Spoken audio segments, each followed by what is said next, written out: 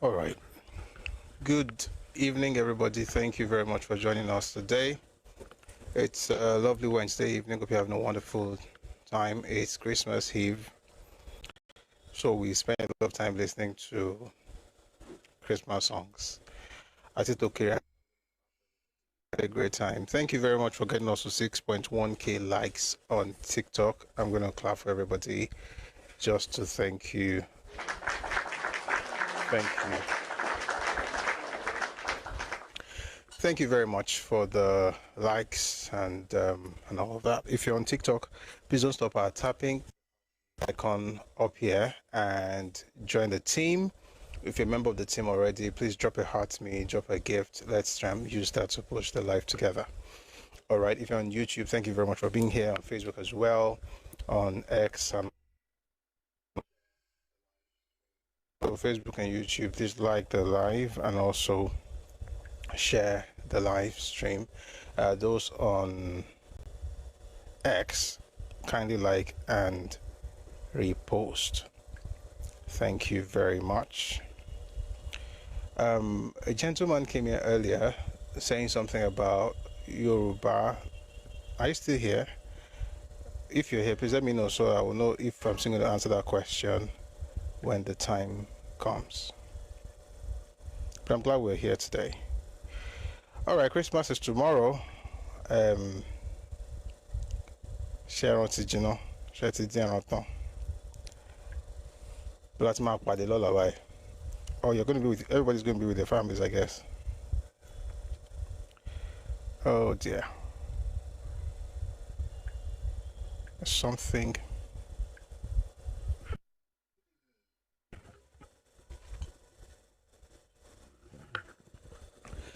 Good evening on YouTube. Good evening. What's happening?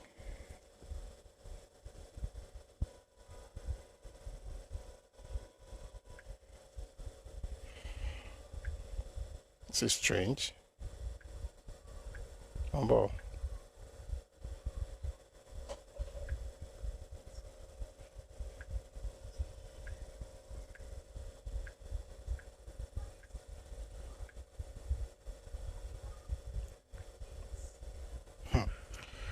Interesting. I'm seeing a video we did on Islam and extremism, and for some reason it's not. Oh, I think it's from yesterday. Oh, I see. Okay, sorted. All right. Titi Mar, good evening. Thank you for joining us. All right. Like I said, we're gonna have a great time. So today is Wednesday, Christmas Eve. Like I said, we're not having a specific topic, although I mean to finish our discussion on Islam in Yoruba land. And yes, I know that has nothing to do with Christmas, but we started something, so we should probably just finish that today. But if we have questions and stuff, we'll attend to them later. Like the gentleman who talked about Yoruba earlier, I guess he's not here at the moment, but if he comes back, we might just get to answer some of those questions. All right. So we're going to start with the news, and then we'll go on from there to other things. But please, if you're on TikTok, don't stop our tapping. Also, click on the heart icon above my head up here. Drop a heart to me, drop a gift. Let's push together.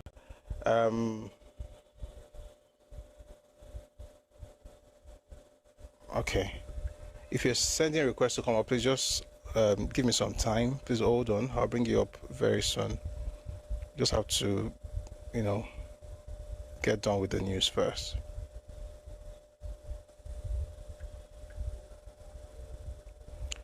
You are the reason I live.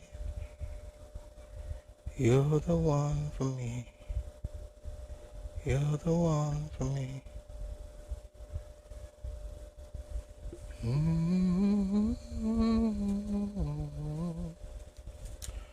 am surrounded by your love.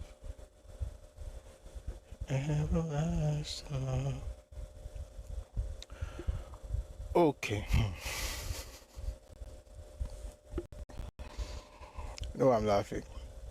So I saved the video yesterday, and I'm looking at it right now. I'm wondering, okay, I bookmarked a post yesterday. The post contains a video.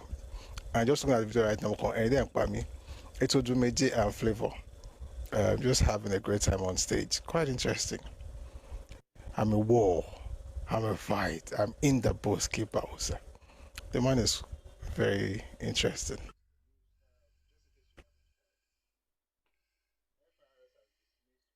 So the news, just in case you haven't heard, FIRS has dismissed rumors on tax identity law. It says NIN, CAC numbers will become new IDs. I'm reading from the cable. The Federal Inland Revenue Service, FIRS, has clarified that individuals do not need a physical tax identification card, saying the National Identification Number, NIN, already serves as a tax ID. In a sensitization video on Monday, Aderonke Atoyebi, technical assistant on broadcast media to the executive chairman of FIRS, said the clarification became necessary following the widespread rumors surrounding the implementation of the Nigerian Tax Administration Act. You know, yesterday I watched an interview. It was granted by Taiwo Idele, and he said they spent, trying to clarify things and combat misinformation than actually explain the real deal. Some people they're stuck in trade is to give everybody misinformation about this whole thing. But the long and short of it is, let me read to you what Matoebi said. The tax ID identifies all things previously issued by FIRS and state IRS into a single identifier. For individuals, your NIN automatically serves as your tax ID, while for companies, that is for registered companies, your CAC-RC number is used. Excuse me. You do not need a physical card. Please, enough of the rumors. You do not at all need a physical card. The tax ID is a unique number linked directly to your identity. Atoyebi, who is the media chairman of FIRS, as Aderonke Atoyebi. All right, so apparently all of us are going to learn lesson. What we see, also, everything we say about Senna climbs, we're about to begin to experience that in Nigeria very soon. There's something I'm thinking, and I'll ask you if that's okay with you. Then maybe we'll play part of it. So I watched the interview yesterday. I thought it was really good with Taiwo Idele. It was on channels, and I was like, maybe we should play the whole thing. And I'll tell you why. See, you read this whole thing, and I think it requires someone who is trained in it. Okay, so I can only comment on information, but you want to make sure that the information is actually coming from the right source and the right person and a knowledgeable person. And so your job basically is to explain what is being said, not to try to explain the act itself, if you get what I mean. So let the act be explained by the professional, then let us try and break down what the professional is saying. I think that's what people like me should be doing, rather than everybody trying to be an expert in tax laws, which interestingly most of us are not, and it's okay. I mean, we have different strengths. So I'm thinking before the end of today, we'll probably listen to some of the what's it called now, interview. Or should we even start now, since we're on ID already? We might as well just do it now, don't you think so? Should we do it? Because it's 24th of December, and it looks like this is going to start on the 1st of January. They're quite serious about it, and many of us still aren't very sure what the real deal is. And who better to tell us what the real deal is than the person in charge of the whole thing, and that's Taiwo Idele. So let's do this. Let's listen to him. Okay, it should be less all of us. We'll listen to him, and then we'll come back to the rest of the news. Okay, that way we are prepared for what's about to start in January. I hope that's fair. So let's get into this. Channels Television Studios in Abuja and Kayla Magwa. They said the only two things that are certain in life, death and taxes. And tonight, wraps up, we're very aware of the new tax administration taking effect on the 1st of January 2026. The new Tax Reform Act was signed into law by President Bola Tinubu in June of 2025. And for those who forgot, it has 4 major legislations: the Nigerian Tax Act, the Nigerian Tax Administration Act, the Nigerian Revenue Service Establishment Act, and the Joint Revenue Board Establishment Act. Now, the Nigerian Tax Act and the Nigerian Tax Administration Act take effect on the 1st of January next year, just a few weeks away. And everyone has been asking questions about what this means for our income as Nigerians. If we're being fair, we can admit that the chairman of the Presidential Committee on Fiscal Policy and Tax Reforms has been doing his absolute best to explain the new tax era. He did it again most recently at the National Stakeholders Discourse on Enhancing Fiscal Efficiency and Revenue Growth under the Nigeria Tax Act 2025. He has been breaking down complex aspects like the derivation confusion, the exempt population, and even recently he explained how religious organizations may not be taxed, but the individuals who run them must be taxed. We'll get to that shortly. But one aspect we haven't been able to get clarity on is the over 80% of Nigerians who do not believe they should pay taxes. Why? Well, because they don't see why. Poor infrastructure, poor power supply, and even poor economy is the bane of their existence. How can this committee get Nigerians to trust that taxation is for their benefit? That anyhowness of our income is a real problem for us as a people. Who is paying what? Am I to be taxed on cash gifts? What if someone decides to sow money into my life? Do I get taxed on that? How does this new tax law affect those who earn ₦1 million a month, for instance? What of my influencers who earn in dollars? How about the crypto economy? Can we get an explanation on taxes, levies, and service charges for small businesses? The answer, ladies and gentlemen, is yes, we can. And Mr. Taiwo Oyedele, Chairman, Presidential Committee on Fiscal Policy and Tax Reforms, joins us tonight on Hard Copy. Give yourself 28 days and become the most dangerous person.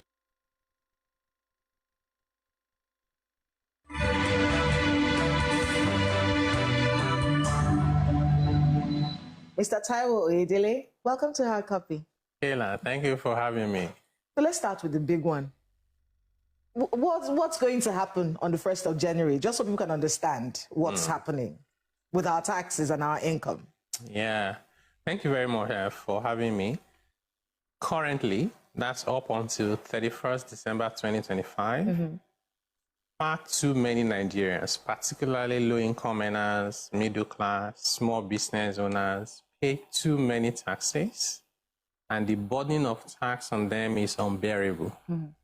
And so the whole essence of the reform is so that we can take away that burden and bring some sanity and harmony into how we administer taxes. So from 1st of January 2026, the vast majority of Nigerians will see a drop in the taxes that they pay. If they are workers working as employees, they will see either zero tax because they have been completely exempted. That's for 1/3 of all workers, private and public sector combined. Or they will see a drop in the taxes they were paying previously. And that's for almost the remaining 2/3, except for the top 2%. In addition to that, the things they buy, particularly basic things like food, shelter, that's rent, transportation, education, and healthcare, they would also see a drop. The idea is that we want to enhance and increase the disposable income of the average Nigerian on one hand, and make the things they buy to be more affordable so their life can be more meaningful. In a way, also, that helps businesses to grow, because if we all have a little bit more to spend, then businesses have a little bit more to sell. All right, let's start with income. Yes. For salary earners, let's take that category. If I earned ₦1 million a month. Good news for you. Okay. From next year, January, your PAY, we call it PAY, pay as you earn tax. They deduct this on a monthly basis from your salary and pay you the net. So your net, if you earn #1 million, your net pay at the end of January would increase, even without any increase in your gross salary from your employer. You see good news like that? You know why this is interesting? Yes. That's not the narrative out there. I know you. Yeah, sadly, been hearing everyone with a ring light and a microphone has been saying one thing or the other. Yeah. So fact is, PAYE, I'm going to get more. I'm going to see more. You're going to pay less pay less. And then you have more money in your account. What if you earn 500,000 a month? You also pay less PAYE, more money in your bank account. Okay. If you earn 1.5 million, you pay less tax, more money in your bank account. 2 million. 2 million, you pay less tax, more money in your account. In fact, it's from 2 million that you start to see marginal increases. If you earn 3 million naira a month, you see an increase in your tax, might be 10,000 or 20,000, small amount. Because the real target is 1, exempt low-income earners completely. Reduce the tax for middle class, and then the high net worth individual. So if you earn 120 million naira a year, or you earn 1 billion naira a year, you see your tax will get up to 25%. But that's, in fact, that's the way it is everywhere. Where does this 25% start from? Because that's what and based on what you're saying right now, that's misinformation. Yes. They keep saying, oh, you're going to get to paying 25% tax from next year. That is wrong. That is wrong. Or depends on the category. That's what you're saying. At Yes. what point do you start paying? How much do I have to earn to be paying that 25%? You have to earn about 240 million naira a year. That's like 20 million naira a month to pay 25%. You know, the problem is, and I think you said it, everybody with a ring light and a microphone is recording stuff about taxes. And taxes are not common knowledge. It's technical area. Yeah. So they go to the tax table. There's a tax table that says this is the income band and this is the tax you pay. And they just take that table literally as it is and say that is the amount of tax everybody will pay. But that's not how it works out. So for me to be paying 25% tax, and that 25%, is it? It's we call it effective. Is it at the end of the year? Is it every month? It's every month. It's the same thing. So 25% flat? No. So it doesn't get to 25%. We call it effective tax rate. Okay. Before you get to 25, that feels like 25 flats, you have to earn about 240 million naira a year. That's about 20 million naira a month. If you earn anything less than that, if you earn 120 million naira a year, that's 10 million naira a month, you don't even get to 25%. Because part of your salary is taxed at 0%, even at your 120 million. Part of it is taxed at 15%. Part of it is taxed at 21%. And you get a lot of deductions as well. Pension contribution, National Housing Fund, mortgage interest, NHIS, all these deductions and reliefs are granted. So when you earn 120 million naira a year, your effective tax rate is less than 25%. So you see the reason why, and majority of Nigerians don't even earn, 1 million naira a month. So these are the majority of the Nigerian people who will see a drop in their PAYE and their take-home pay would increase. Okay, so that's good for them. We're very happy for them. No, it's good for us. But the people who have been complaining are people who allegedly earn up to 200 and something million naira a year. And we have a lot of them online. Many of them are influencers, Yeah. And then it was also brought the question about regularization of our income. For many people, income is just, salary is there, but then you receive a lot of money. So that rumor out there, let's clear that up. The one where they say every money that passes through my account will be taxed. Yeah. Okay. So I think, you raised two issues. Either you're an influencer or you are a high net worth individual and you earn, 20 million naira a month. Yeah. If you don't pay tax, who's supposed to pay it? We won't have a country, right? That 25% you pay at that level of 20 million naira income a month, if you were in Ghana, that would be 35%. If you were in South Africa, it would be 45%. If you were in Kenya, it would be 35%. So Nigeria's tax rate is not the highest. I'm not saying it should be. But for everyone who earns at least 20 million naira a month, yes, they should know. They should know that this 25% is going to affect them. And they are the high net worth individuals in our country. But the other good news for them, because overall, even these high net worth individuals will be better off under the new tax law from next year. You know how? How? People who earn 20 million naira a month are usually either their own businesses or they are top executives. So what's going to happen if you're an influencer, which means you own your business? Or a brand ambassador. Yeah, you can be anything. So you run your own business yourself. From next year, your businesses will get more reliefs, allowances, and credits, including lower tax rates. So what will happen is that your business would easily make 10 million naira more, and your tax will be 2 million naira more. Okay. So overall, you should even be very excited with the reform. So there is no category of Nigerian people who will be worse off under the new tax law, except, of course, tax evaders. You know, if they ask you to pay 1% and you never paid before, if they make you pay 1%, it feels like a new tax, right? Right. So the other thing is, people say any money that comes into your account, they will tax it. I don't know how they manage to come up with that level of misinformation. So just to be clear, there's nothing in the new tax law that says anything that goes to your bank account will be taxed. That would be against even the Constitution. Based on the Constitution and the new tax law, you tax income. So if you send money to me because it's a gift, or I have somebody abroad and they send me money to build a house for them, or just to take care of everybody, grandma, people in school, those ones are not taxable. So what is taxable? What is taxable is your income. You earn a salary and you are above the exemption threshold because there's an exemption where you don't pay at all. So if your salary is more than the exemption threshold, you pay tax based on your rate. How do you know that the money that entered my account is salary and this one is a gift? Fantastic. So the law says you do self-assessment, which means you are supposed to tell government yourself that I have these 10 million in my bank account, but 9 million is a gift or is money for some other people, and 1 million is only my own portion of the income, and then you pay tax on the 1 million.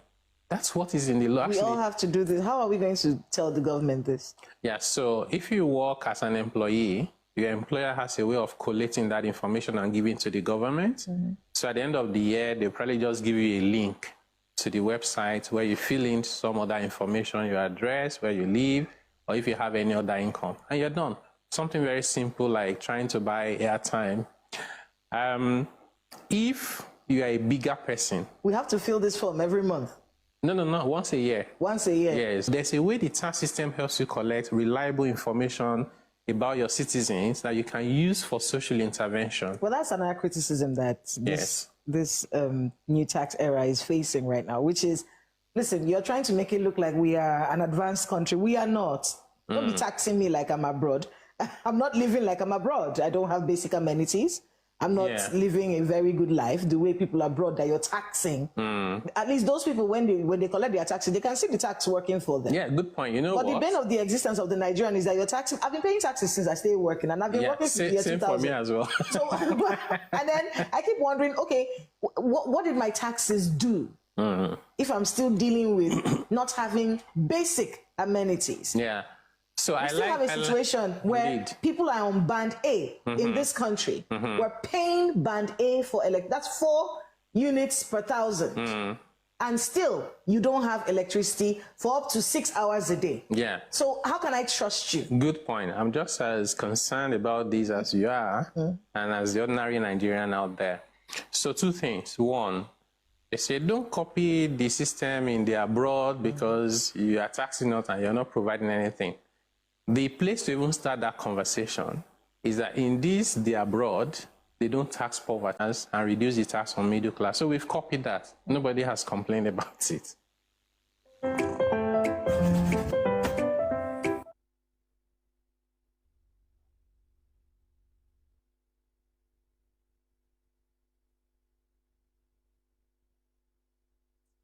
That's it. The other bit about I finished paying my taxes and I have to do everything government should be doing for me is a concern for all of us, including myself. So this was a priority objective for the committee. People know us as a tax committee. We're actually a fiscal and tax because there's the bit about government spending, transparency, and government borrowing, in addition to revenue. And we've done a lot of work, including sending proposals to the National Assembly to amend the Constitution to make transparency and accountability a requirement for so many things. I wouldn't come on TV and call out everything we are trying to do, because I need to be clear about, do I want the applause of the people or do I want the result? So the policymakers and the political leaders need to own that process. Once the legal framework has been provided, we can then collectively hold our politicians and leaders to account. If that's your side hustle is giving you less than 100 million naira a year, when the company that's hired you to do the work is paying you, they will no longer deduct money from it. Okay. Can you imagine that? They were deducting now. Yeah. They will no because longer that's what deduct. happens now. They deduct. That's what happens from now. Mm-hmm. So from January next year, if your income does not exceed 100 million, that's a small business. They will not deduct from you, right? But of course, you would agree with me, which is why I keep going back to this. If you earn more than 100 million naira a year, why should they not deduct? The majority of people who are against the reform don't even earn anything close to that amount. That's number one. Number two is, when they pay you that amount, let's say it's 500,000 naira, there's nobody that will just go and take it from your bank account. What the law says is, at the end of the year, your salary at channels, you already pay PAY on a monthly basis. At the end of the year, the law will now say, do you have any other income other than your salary? You say, yeah, I do side hustle, and during the year, I made 10 million naira. So on that 10 million naira, you disclose it. Did you have to spend anything, transport? You have to look good to be able to do what you do. All of those things, you take them out. And then if there's any extra profit that is left, you go to the tax table and say, for this range of income, what tax should I pay? And then you pay it. So we call it self-assessment. Okay. Right. We'll have to go on a short break, because you see that conversation around doing tax. We see it in movies, don't we? Only in movies. Well, where they say, well, we have to work on our taxes. And you'll be wondering, what are they working on in the taxes? That's the lifestyle that we have to incorporate, I'm guessing. Yes. Based on this. So we'll go on a short break. Please stay with us on Hard Copy. We'll be right back. We're going to actually... Okay. I thought the break was going to be long, but it's not long. So let's just continue. Yes. Based on this. So we'll go on a short break. Please stay with us on Hard Copy. We'll be right back. Welcome back to Hard Copy on Channels Television. If you've just joined us, Mr. Taiwo Oyedele joins us tonight, and we are talking taxes as we wrap up 2025. Thanks again for being with us on the program. Thank you. Okay. So yes, this new style where we have to now make sure that our income is noted. You have to take time to make sure you're not owing this. You have to categorize your income, knowing that you have to fill this form. I think it says once a year that would have to fill this form to explain to the government what it is that we're doing and how much money we're earning and how much of it is going out and how much of it can be taxed. How are you going to get Nigerians to do this? Yeah. I'm so you know, interestingly, this is actually not a new requirement. It has always been in our law. Yes, we just were not doing it, right? We're not doing it. But what the new system is asking us to do is actually to our benefit. So for example, if I'm a landlord and I let out my property and I collect rent, so people don't keep record of maintenance of the house, insurance, how much they pay the agent. So we have to develop that habit of just keeping records. And I'm not saying you should hire an accountant. Some of it is just to snap something on your phone and keep it. Those expenses bring down your taxes because they are deductible. We call them deductible. But to be clear, it's not everyone that will be required to fill out this form. Yeah? It's a particular tax bracket? Yes, so only if you are someone who earns an income that is liable to. If you're a student, nobody asks you to fill it. Okay, so even when you're low, you're even if you're a earner, low income earner, you still have to say you have. Oh, you still have to fill that form. Yeah, because they won't know. With what? Right. Low income earners, for those who are, to be clear, you said they're not going to be taxed. They're right? not going to be taxed. But they do have to. But they need, you know, for example, if we say you earn 80,000 naira a month and you have to be exempted. If you don't do anything the system will not know that you earn 80,000 naira. Do you get? And they know you earn a salary. So you still have to say, I earn 80,000 naira per month, and the system will say you have no tax to pay. And by the way, sometimes when people relocate abroad, this is one of the areas they struggle with the most. Yeah, because it's not a habit for us. And we know we're not at the same level as those developed countries, but let's do the most basic. And like I said, this will help us. It's not about collecting taxes. It's about making sure society is organized. Mr. Oyedele, when we the system will not crash, Abi. No, it there won't will not crash. be network problem. They will tell you we cannot do this now. No, but we actually have fantastic systems in Nigeria. There were days we used to go and take tally to withdraw money from our bank accounts, right? Today, millions and millions of Nigerians have bank accounts. I can't remember the last time I went to a bank physically. They don't crash. So we can build systems in Nigeria that don't crash. FRS had implemented tax programs for many years. It hasn't crashed. FCTRS has, Lagos has, and many other states as well have already. So we know that these things can get better, and that's exactly what we are working on, to say, let's do things better in Nigeria. Crypto earners. The thing is, if you make money from crypto, currently, you pay tax only on your gains. Under the new law, you're allowed to deduct your losses. See, good news. Even for crypto earners, good news all over the whole thing. And if the amount you make from crypto is below the exemption threshold, you don't pay any tax at all. Dollar earners. So if you earn dollars, again, it will depend on how much you earn, because, you know, dollar just sounds like a big amount of money, but you could easily just earn $100 the whole year. So again, you earn dollars or pound sterling or euro, convert it to naira.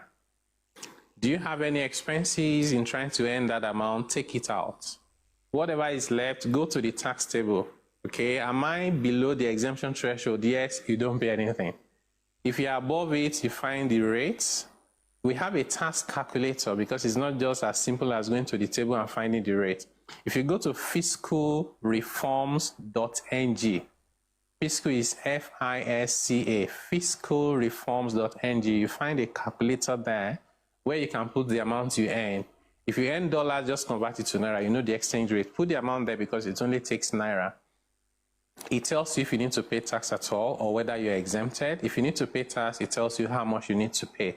So if I'm a content creator, or I'm a freelancer, or I'm a remote worker for some tech companies and they pay me $10,000 a month, that's cool money. Convert it to naira, find the tax you need to pay, and pay your tax. You convert it and you're below the exemption threshold, you have no taxes to pay. So the reality is that today, these small businesses pay all manner of taxes and levies. From January next year, those number of taxes will come down drastically and will continue to reduce. The Joint Revenue Board, that is the Association of the Revenue Authorities across Nigeria, the new name is Joint Revenue Board. They had their meeting a few days ago and released a communique where it shows that even at the subnational, the state level, we now have tax harmonization law, trying to reduce even the tax at local government and state level, because you couldn't enact that at the center to dictate to them. It would be unconstitutional. But now they are enacting their own laws so that they can align with this new reform that says no more multiple taxation. So the biggest beneficiaries actually of this reform are low-income earners and small businesses. Believe it or not, I will draw the person you will marry. Like her neighbor. Low-income earners and small businesses. There have been complaints about companies, you know, not really adhering to what the rules are when it comes to withholding tax. Yes. So withholding tax is if you render a service to a company, let's say your service is you just do events, organization for them. It could be that you help them manage their social media accounts or anything. 1 million naira. So there's a requirement that says, depending on the type of service you rendered, they should retain a percentage of your income. Let's say it's 10%. So instead of paying you 1 million naira, they pay you 900,000 naira. Pay 100,000 naira to the government and give you the receipts. That they call it advance payment of tax. What this new law has now done is from next year, if that person earning that income does not earn more than 100 million a year, that company should no longer deduct the withholding tax from there. I should just pay your 1 million complete, right? So in addition to that, we also have made provision for even when you earn more than 100 million, but you're in certain critical sectors like manufacturing or Greek, even if the amount is £1 billion, the person paying you should not deduct any withholding tax. How will he know what I'm earning? How does he know? So the person will know sector first. So if you're in a Greek, you're in manufacturing, they won't need to ask you, they won't deduct. Yeah. But if you're in services, professional services, consulting, for example, they will then ask you. So they will ask you, are you a small business? One of the things we're trying to do is to see whether we can have some form of certificates, or because some companies are also very reluctant. This is one of the things they've reported to us. I say I'm a small company and they still refuse. Yeah. They say we just have to deduct because we can't be explaining to the taxman, right? So we are mindful of that. So we're currently working on what is it that we can give to that small business person so they can present it to the person paying them so they won't have to pay withholding tax. It's a lot of work. It's a lot of work. That's why we've been very busy working literally like 24 hours a day. And it's sad that we have to then dissipate a lot of that energy in fighting misinformation. We would have done more progress by now, including guidelines and regulation. But I'll be honest with you, I spend more than half of my time every day just on this misinformation. And we have a reform that was signed into law in June. We had 6 months to prepare, but we spent the bulk of that 6 months just dealing with misinformation of they're going to debit your account, they will tax diaspora remittances, the grandma that retire will start paying taxes, anything that go to account, CBN will debit it. They just made up all of this stuff. And people can download a copy of the tax law from the website fiscalreform.ng. It's in searchable PDF, which means you can search it and find anything. They are written there black and white. Okay. You know, so I think the more knowledge we have, the more we can take advantage of the law and benefit from it rather than just being afraid and fighting a reform that is designed to help us. I think one of the biggest issues that you have to deal with is the reputation of this administration. Many people see this as the administration that wants to tax us to death. You know, interestingly, we had some training for journalists, and I said to them, if any one of them can tell me just one tax that this government has imposed on the masses, I was going to give them 100,000 naira. Nobody had any answers. I gave them an email and said, if you find the answer later, send me an email. The reality is that this is the president that has reversed, suspended, or removed the most taxes in Nigeria's history. On the 6th of July, 2023, the first set of executive orders signed by this president, there were 4 of them, and you can Google them.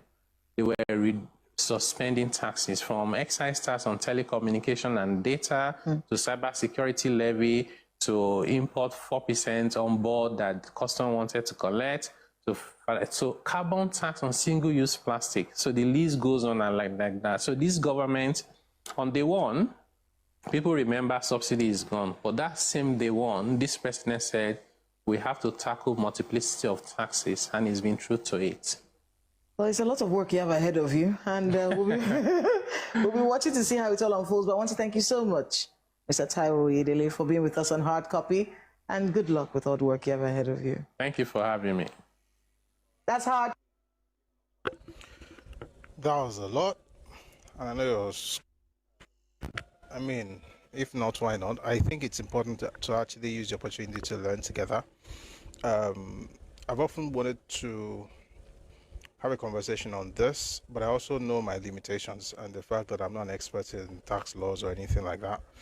So when we do have the opportunity to listen to the chairman of the committee, it's important that we take advantage of it. So I hope you learned 1 or 2 things.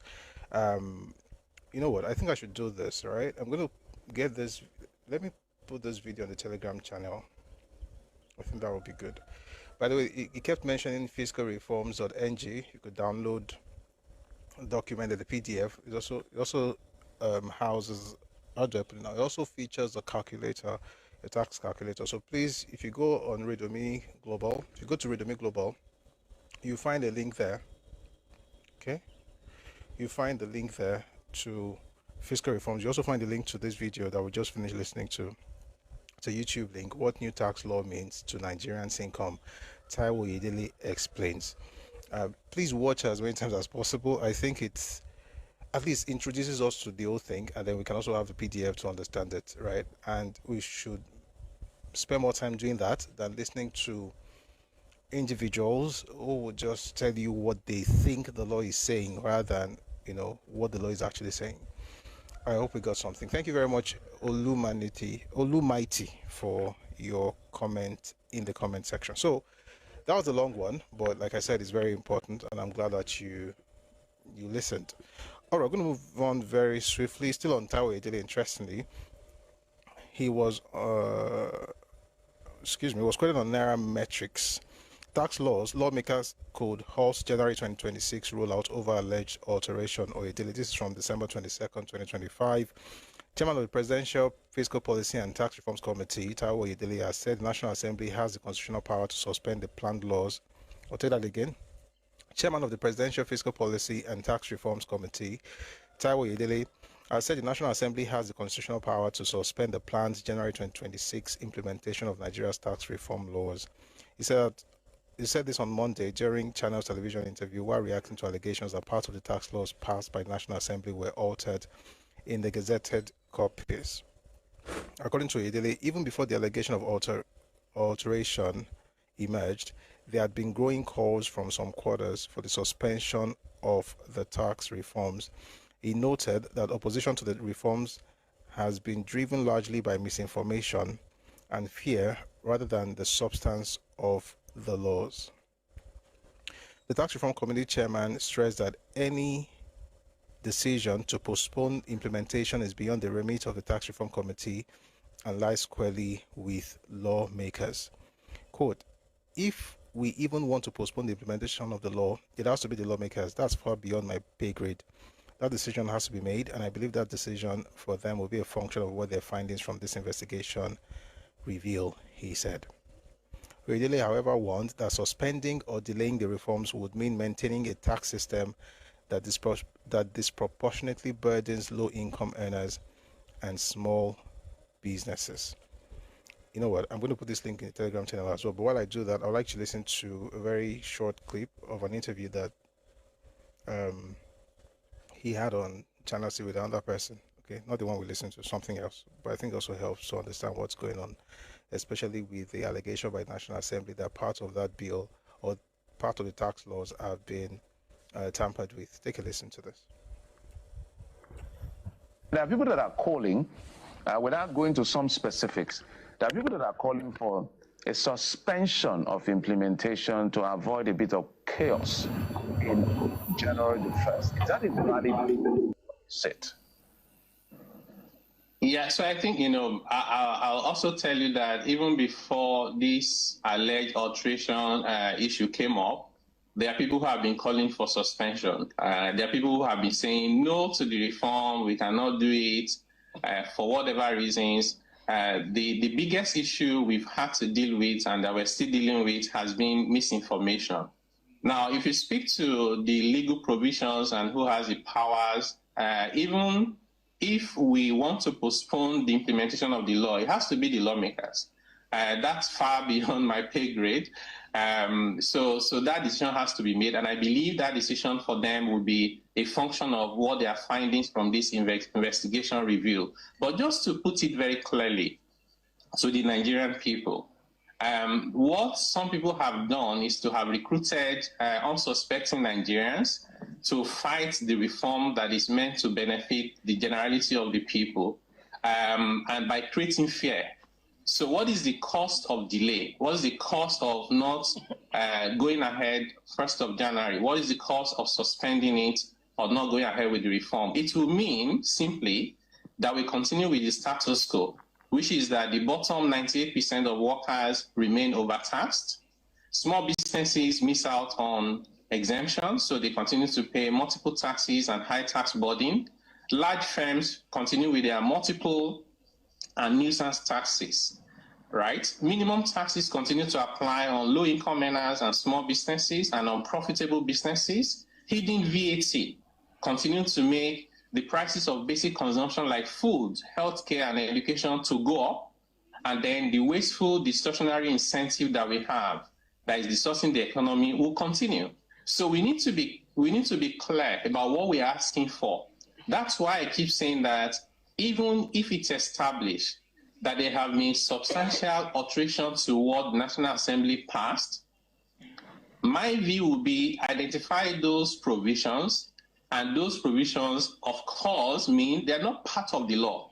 So you then go ahead and implement the law as passed by the National Assembly while you address those issues as to how did they get in there and what should we do. I'll say to you, even just looking at the things that were passed by the National Assembly, the areas where even my committee, we've noted areas where we need to go back, of course, through Mr. President, to request for amendment to those laws, because there were issues to do with referencing, issues of definition. You may be aware, like small business, for example, is defined in two of the new laws, and the definition is different. So like if you are defining a small business, why don't you just define it in one way so people are not confused? So those issues already require some intervention from the lawmakers. And for us, we'll be taking advantage of this process, depending on what the lawmakers decide, to then make those corrections. All right, so back to Nairametrics. Well, member of the House of Representatives, Honorable Abdulsamad Dasuki, PDP Sokoto, had raised concerns over alleged discrepancies between the newly gazetted tax reform laws and the versions passed by the National Assembly.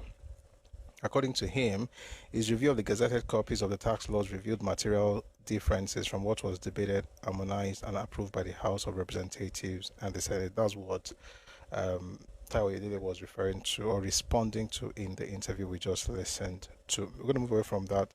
Just one more thing on the tax thing, because it's, like I said, it's quite important that we understand what's about to happen. If this thing goes on as planned, January 1st, 2026,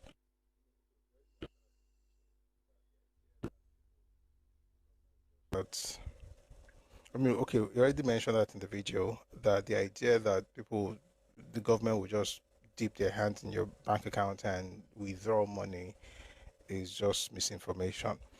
And a lot of people are saying these things. And the crazy part is this: I think a lot more, how do I put it now? Most of those who the people who complain the most about this and watch it spread misinformation are not even the ones who are expected to pay as much, going by the breakdown that I studied yesterday. But please, by all means, check out the link on the Telegram channel, Redomi Global on Telegram, and see those things for yourself and understand exactly what this whole thing is about. Moving on very quickly. Okay, I already mentioned that FIRS's NIN is now automatically tax ID for Nigerians. We're going to leave the tax issue for a bit and perhaps quickly mention something that's about to happen next year as well. This is breaking news. Nigeria's government, through NADDC, plans major auto reforms in 2026, targeting used car imports with mandatory pre-export certification for safety, stricter age limits, potentially banning cars over 12 years old, and promoting local assembly to discourage dumping unsafe old vehicles by Q2 2026. So these are the things, I guess, a lot of things are going to be changing. And let me also say this: while I understand the fears and concerns that people have, but I think we should also, we say we want a better country, Abi. Ojiboro Gbomolowe Kuro is going to take some hard reset, so to speak. So there's going to be a comprehensive automotive reform agenda in 2026, and that will be rolled out particularly in the second quarter of the year. Okay, let us go on to other things. Yesterday, something interesting happened in Ibadan. There was this news that came out from Oyo State, the Oyo State capital, with the governor, Governor Seyi Makinde, just going all out. And I think the first video I'd like you to listen to, or maybe should I read it? No, listen to him say it. He first talked about his relationship, should I say his relationship or the issue they're having in PDP, especially with Wike, and then he mentioned what he was making back in 1997 at the age of 29, and then he went on to say other things. So let's start with that, and then we'll get to other things later. But before we do that, someone wrote on, oh dear, my YouTube people, 1 second. Oh dear.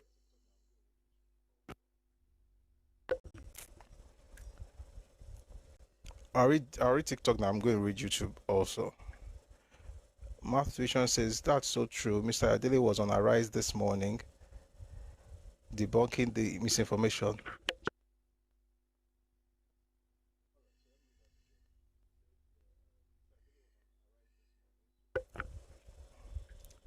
All right, so let me read that again. It says here, Mr. Adele was on Arise this morning to debunk the misinformation. Well, I think it's just something that is all over the place, and it's important to understand what's happening going forward. 1 second, please.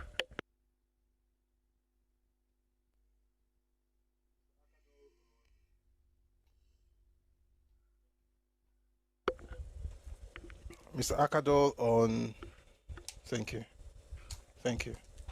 Akadol on, Mr. Akadol on YouTube, thank you very much for joining us. Good to have you.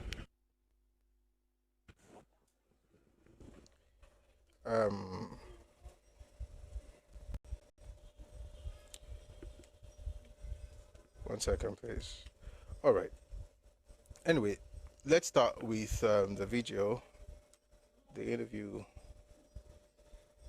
It was actually like a press briefing or a media chat that the governor of Oyo State had. So let's start with the one about what he was making back then in 97 and how that helps in the conversation. You will be able to decide when you listen.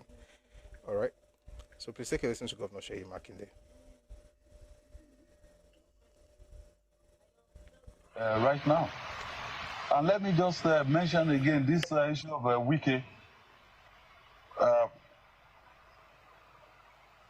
This. Your friend. Huh? Your friend, Wike.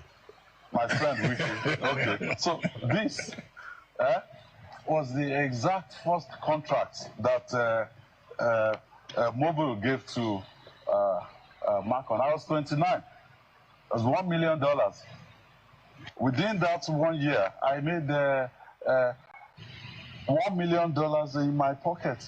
I was 29. 1997. Wike perhaps at that time just left. He just left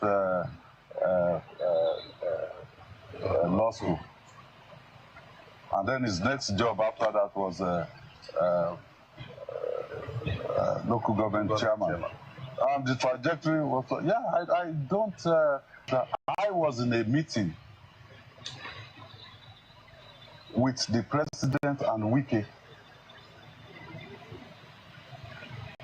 And I'm saying this, in an open chat. The president's chief of staff was also in that meeting, and a few others. And Wike said to the president that, well, sir, I will hold PDP for you, against 2027. I was in shock. So we got up, we got to the veranda. I said, Wike, did we agree to this? I don't like talking about people, and I will not talk about people or talk about events. But I'll talk about the real issue. The real issue is that Wike would like to support the president for 2027. That's fine. It is within his right to do that.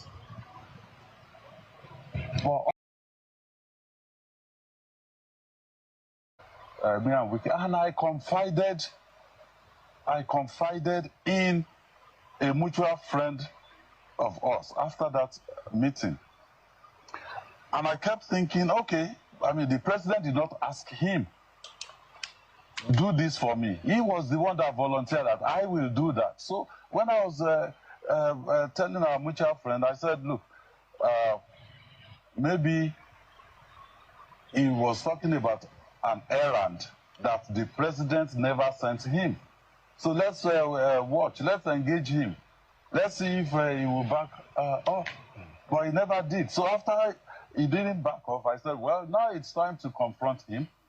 Because I told him from that day that I will never be a part of this. And that is why I will not be supporting the president for 2027. Wike can support him, he's within his right, but also it is within my own right to decide within the political space who I will support or what I will do in 2027.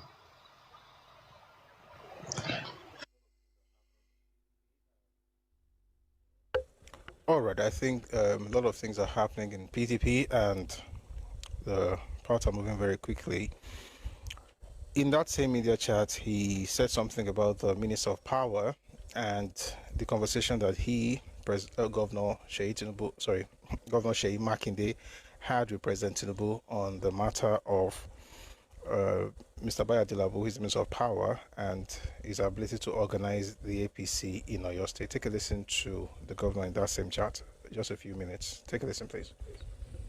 A subsequent meeting with the president, he said, Sheyi, I think I must have gone to him to seek for approval for the upgrade of Ibadan Airport. He said, "I will sign it for you. I'll give my nod." But sit down. What's happening politically? I heard you're upset because you were not your nominee was not given the ministerial slot. I said, sir, in Yoruba land, if you don't want the pregnancy to be aborted, you won't want the baby to die.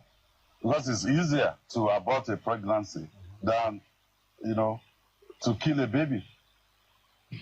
I said, you will decide at the end of the day, who you want to work with. We can only suggest people. But if you know people that fit, your bill about the kind of individual you want in your cabinet, we are just to support you. However, let me say this.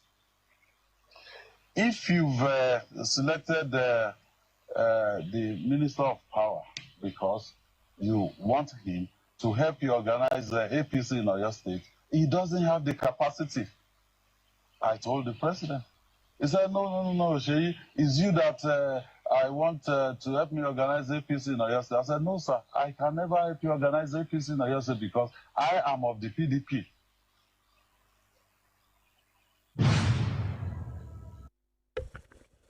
Interesting times.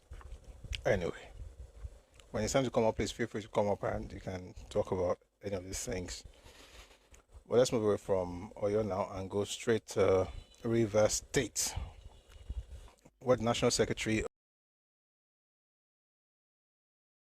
has urged all residents in Rivers State to deliver massive votes for Governor Fubara and President Tinubu in 2027. Take a listen to this. By the entrance of Governor Fubara to the APC, the South-South geopolitical zone made a first. That is the first zone that asks all APC governors in the zone. So I congratulate our governor, I congratulate our party, because when the governor is doing well, it's symbol that our party is doing well. But the only way you can compensate the governor, compensate our party, people of Rivers State, is to continue to vote for our party, the APC, in all elections. APC, and I know that in the fullness of time, in the general election coming, the vote for our party, the vote for our governor, the vote for our president will be very massive in Rivers State. Today, we have a president that is a detribalized Nigeria, a president that derobed himself of sentiment when it comes to addressing national issues. Even those who have not joined us in the APC, Mr. President maintained equity, fairness, and and justice to all the subnationals. And what has happened in Nigeria today is that we have a president that wants Nigeria to develop. I was impressed for the fact that even today, Mr. Governor of Rivers State had to address a very important issue that will have a spectacular improvement on the revenue of the country, and that is the Ogoni question, addressing the need for oil exploration to resume back in Ogoni land. We help our country and we also help Rivers. Today, anybody that is standing aloof and has not joined the APC, maybe they are bidding their time.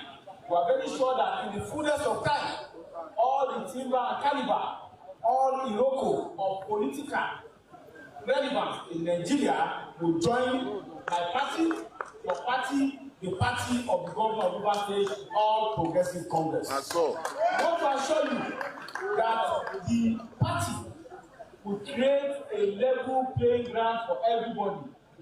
Just as our leader, President Bola Ahmed Tinubu, said during the last NEC meeting, which all of us attended, we must create room for all of us to be accommodated.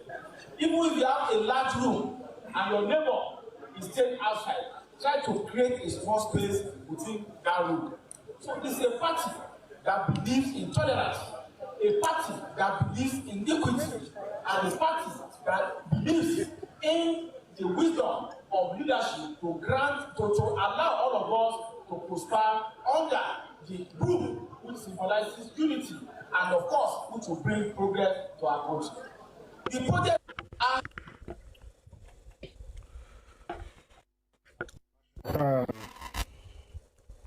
that was the National Secretary of the APC, Senator Ajibola Bashir, speaking at Rivers State, or speaking in, I think it was Port Harcourt is also in Rivers State now. Yeah, so I was talking to the residents of Rivers State. We're going to travel from Rivers now, and there's a conversation. I mean, there was a conversation on TVC, journalist hangout, with the governor of Lagos State, Governor Babajide Sanwo-Olu, and he spoke about the Okpebi-Mende Link Bridge, something that I didn't know was going to extend to Third Mainland Bridge, but I heard it and I was like, really? Apparently, what we just have right now is phase one. There'll be phase two coming very soon. But take a listen to the governor during this media chat on Journalist Hangout TVC. Take a listen, please. Challenging is it to manage resources to sustain Lagos' reputation as a city-state with GDP even higher than the GDP of some African countries? My namesake is tough. It's a lot of work, and I tell you, it's a lot of work. But thankfully, Lagos have also been blessed with leaders that have great vision. You know, from my father, the president, 20 years ago, who had laid some of a very strong foundation that we see today. And I'll give you one of the examples. You know, when he was governor and they were doing the master plan, you know, people always ask, what's the master plan? There is a road that we're doing now. We've completed it. We're going to plead for him to come and help us open it, which is the Okpebi-Mende Link Bridge, right? He had it in his master plan as way back as year 2001 with the same Julius Baja that have come to build it for me now, right? But because of the pressure and the funding that was not available then, so it was just something on the table, you know, and it was, you know, 20 years after or 22 years after this administration, you know, looking at the blueprint and seeing the benefit of that road connection now. Thankfully, we've been able to connect it. What it means is that road from Toyin, you can move all the way to Odoyalaro in 5-7 minutes. You're connecting like 3 local governments together. That's phase one of it. If we have funding enough, we want to take it all the way to Third Mainland Bridge, so that Odoyalaro will continue under that people that are doing cane, you know, and take it all the way to Third Mainland Bridge. So that for me is a complete solution, you know, that we're but for me, one of the most beautiful things about Lagos State is that thing you said, blueprint. There's a blueprint for Lagos State, and everybody just gets in and plugs in, and they, you know, move it forward. So it's actually quite nice. I did not know that the plan was to connect to Third Mainland, and I hope it works. I mean, thank God for the good things we're seeing in Lagos State and in Yoruba whole. But still in Lagos State, we're going to leave Lagos State in a bit, but still in Lagos State, Governor Babajide Sanwo-Olu attended a groundbreaking ceremony for the Lagos State Security Trust Fund Office Complex in Ikeja. This new building will serve as the headquarters of the fund, and it's been generously donated by Sir Dr. Kesintin Adebukola Adebutu MON. That's Babajebu. I deeply appreciate his commitment to our city and to improving the safety of every resident. Security matters to every family in Lagos. We are committed to creating an environment where people feel safe and where businesses can grow without fear. That is why we continue to invest in partnerships, technology, training, and infrastructure that enable our security agencies to carry out their work more effectively. So that's something good coming. And you also notice how things are working. Kesintin Adebutu is an Ijebu man, so he's from Ogun State. He's raising a building to Lagos State with a security trust, right? They call it Lagos State Security Trust Fund Office Complex in Ikeja, right? And the same way we have somebody also from Ogun State whose husband is from Lagos State, but who donated a hospital to Osun State. Why? Because we're all Yoruba people. Thank you so much for that gift. I really appreciate it. I am Faye Jumari. Thank you so much. Right? Because we are Yoruba, so it's not about which state are you from and all of those things. We have to consciously build that thing in our mindset. And I'd like you to listen to a clip, right, from Mrs. Folorunso Alakija.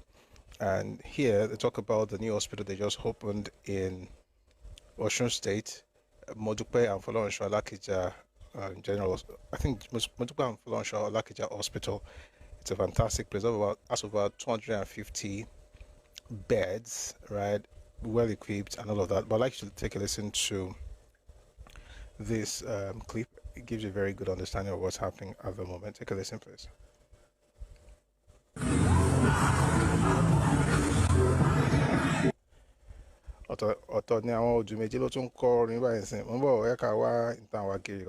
All right, good. We have arrived.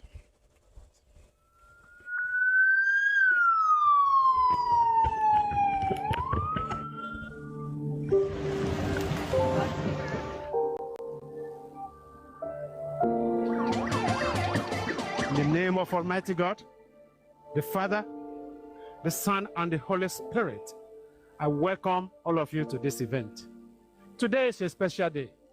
In the history of Bus University, this is a day of fulfillment, a day of joy, a day of hope fulfilled, and a day that God has created for betterment of Nigeria and humanity.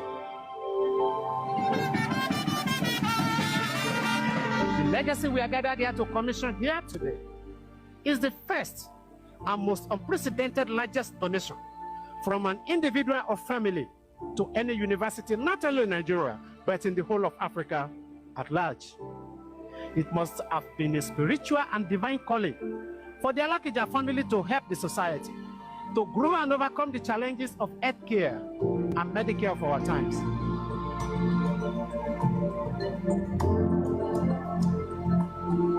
Dear people of Osun State, it's my pleasure to welcome you all to this historic commissioning ceremony of the Modupe and Folorunso Alakija Medical Research and Training Hospital, a gift to humanity. I give all glory and adoration to the Almighty God, the omnipotent and omniscient God, for making today a reality. The commissioning we are celebrating today can be traced back to my appointment as Chancellor for Osun State University in 2016 by the then visitor to Osun State University and the executive governor of Osun State, Ogbeni Rauf Aregbesola.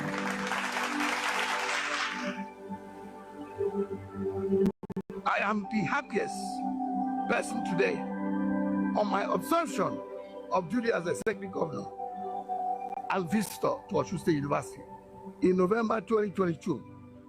I took keen interest in the educational development of our dear state. It is this passion that drew me closer to the authorities and operations of the university. As a result of this, I got wind of the university areas of strength and operational challenges. I got to know that the university chancellor had been constructing a site of art medical research and teaching hospital to be donated to the university. Permit me, ladies and gentlemen, to thank both Baba and Mama Lakida, as well as their children, for this wonderful gift to humanity.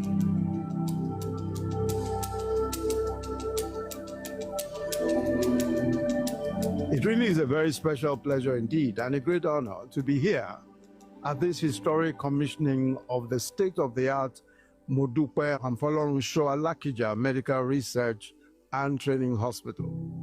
This institution stands before us as a monument to life, a sanctuary of healing, and a forge for the next generation of African medical excellence.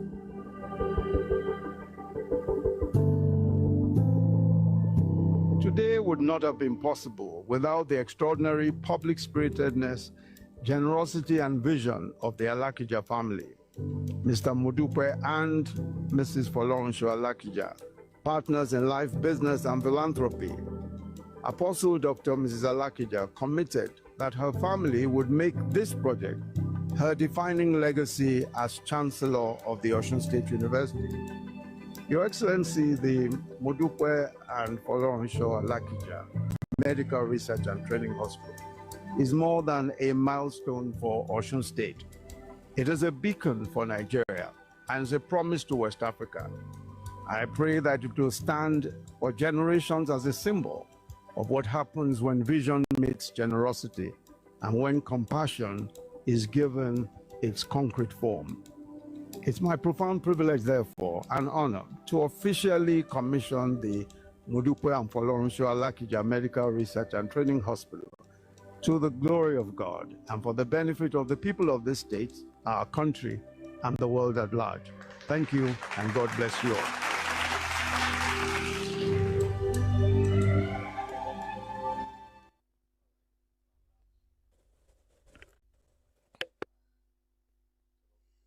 All right, now that's how you do it. It's a lovely thing to witness what's happening in Yoruba land, and this time in Osun State, especially with the commissioning of Modupe and Folorunsho Alakija Medical and Research Training Hospital. Meanwhile, this brings the general hospitals, I think you can call it that, in Osun State to 5. So you can call them like general hospitals or teaching hospitals. In Osun State we now have about 5. There's OAU Teaching Hospital in Ife. There is Uni Osun Teaching Hospital, formerly Lautech Teaching Hospital in Oshogbo. There's Modupe and Folorunsho that we just listen to now in Oshogbo. There's Federal University of Health Sciences Teaching Hospital in Ilaro-Ogun, and there's University of Ilesha Teaching Hospital in Ilesha, but it's been designated General Hospital Ilesha. This is quite nice, and these are fantastic stuff. So fantastic establishment. So I'm hoping that we're going to have medical tourism going that way very soon. By the way, there's a very fantastic good news that I shared with some people the other day that, oh dear, something is happening. Mambo. Check something, please. Electrical. Just a second, please.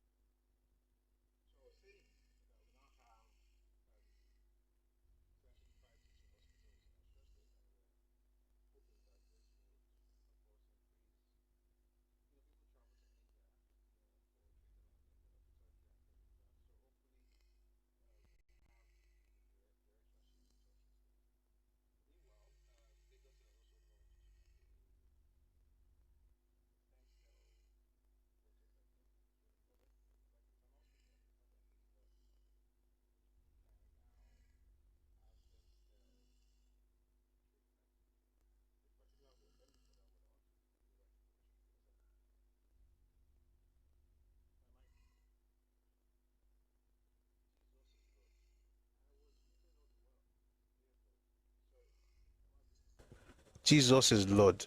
I was muted all the while. Dear Lord. Sorry. Emma Bino. Wow. What is Sorogon?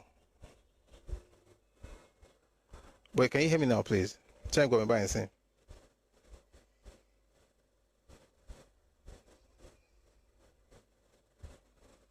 I hope I'm back.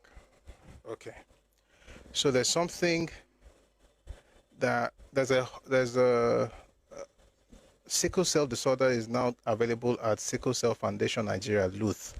So that there's an information I really need to read. I would like to read well because you for me near got more.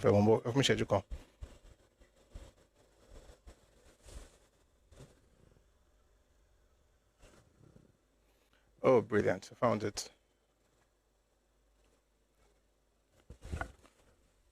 I found it.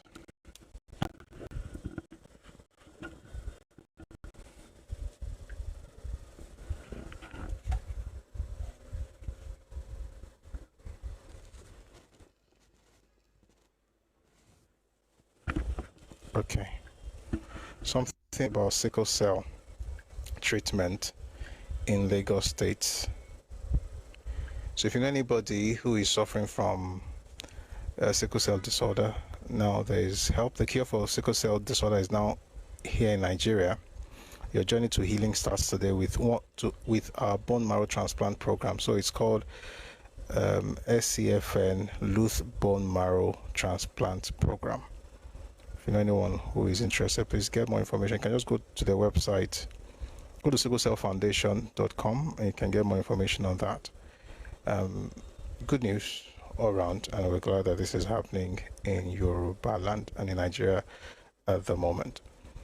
All right, I think that's about it for the news. Meanwhile, there is I got a book yesterday, but it's going to be available on Redomi Books by January. The book that was launched last week, thereabout, by Dr. Charles Omole.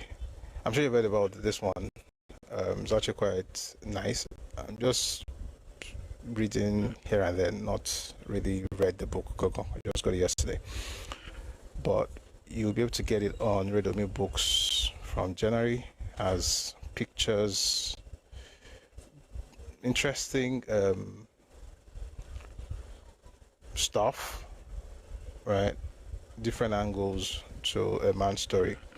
But maybe next year we might discuss this. There's another book on Buhari, Black Pharaoh, it's called. So maybe one of these days next year we might just discuss the book. But if you want to get it, you should be able to get it from next week, I guess. But at least we have it here. So if we have to read anything, like I noticed, by the way, that people have been writing all kinds of things about this book on social media, and they don't have the book. They will now quote one thing, and a very interesting example is when they said, okay, so there was an exchange between the author, Dr. Charles Omole, and a Twitter user who said that Buhari tried to shield all his cabinet members from being prosecuted or from being questioned or something.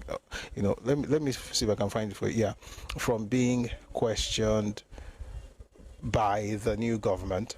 And people went to town with it, and then the man, of course, got a bit angry, saying that people haven't really read it. And then someone went and screenshot a page in the book, and I look at the page, and what's in the book is totally different from what they're saying on social media. And the person who screenshot it did not even notice the difference. It says here, the story didn't conclude the refusal. A few weeks later, she learned he had not spoken to the household for 3 days and had been eating hardly anything. Later still, she found out that when asked to step aside for investigations, Buhari pleaded with the new government on behalf of his kinsmen, seeking to shield them from inquiry because it still depended on them for many personal matters. Now, you can discuss why Buhari should be shielding his kinsmen from inquiry by the government, but you can't turn the word kinsmen to cabinet. Everyone in his cabinet. So those little things, people go to town with some very interesting information, but I mean, I think it's important to actually read the book now to understand what exactly the author is trying to communicate. All right, we're going to bring people up now, and there is a video that someone sent to me. I'd like to respond to it. Unfortunately, it's a video of an elder Yoruba man, like an elderly. What's the English word? An elderly Yoruba man. That's the word, right? And if our fathers believe these things, you understand why people can lie to us, and we don't even care. But we'll talk about it after this interaction. So let's have some people react to what we've discussed so far, and then we'll move on from there. We have a couple of people trying to come up. I'll bring you up, and then we will talk about that video. I mean, spoiler alert, it has something to do with the coup. And our fathers are not doing a very good job. It's not too good. I don't want to say it's a shame. It's just sad. But let's have people come up. I'm going to respond to that later. But you can talk about all the things we've discussed today, all the news items. And the last one I'll probably talk about before we bring people up is that Dangote Refinery urges Nigerians to report MRS stations selling petrol above 739 naira per litre. If you go to any MRS station and they sell petrol more than 739 naira per litre, you can call a particular number. I'll put this on the Telegram channel so you can find the number, but the number, in case you want to call them no. You want to call them immediately. The number is 0800 123 5264. Some people are stealing things. The one close to my house. Now I've brought it down, but it's still not 739 yet. And I got the number today, so I'm going to call after this show. If not, if it's too late, I'll call tomorrow. They've got to bring that price down. And MRS gets their fuel directly from Dangote, so there's no reason they should be selling it for anything more than 739 naira. So again, the phone number is 0800 123 5264. 0800 123 5264. I'll put the link in the Telegram channel, so if you want to use it, please feel free to do so. All right, let's bring some mute, and then we'll call on you to speak so we don't have any interference. These are largely new people. This would be nice. Yes, good evening. Evening, sir. You have made a whole lot of points. I must say that you are doing a good job, sir. Thank you, sir. I'll start from the tax law. Funnily enough, I've been also reading a whole lot about this, and before now, I had also gone to read that PDF, and I discovered that there were a lot of errors. And I was surprised to listening today to this same man. And my fear is, if the National Assembly, like we have been hearing, if they go ahead to nullify this or to hold it, it may not be good, and it may not be good for the poor too. So I would want to believe that the National Assembly, who initially passed the law, know about the benefit, except because some of them will be affected too. Like he had said, if you earn above 220 million on a yearly basis, we shall not to believe some of these National Assembly members are part of, or the so rich people, and they don't want this to happen, except that is the case. If not, I don't think this should stop. I think more information should go out, and that's why I give credit to what you're also doing now. Most of us listening will also pass this across, so that especially the poor, the middle class people, who are the major part of the citizens of this country, will believe that this is not against them or against us, so to speak. So I would like that to continue. On the other ones you have also spoken about, kudos to the Alakija family. I believe that we want more of this. If you are rich in this country, if you want to give to people, if you want people to benefit from what you have, these are what we should invest in. Invest in health, invest in education. These are what will have far-reaching effect on the lives of other people. I've forgotten the other points you also made after that tax. I think it's also very important that I also discuss that too.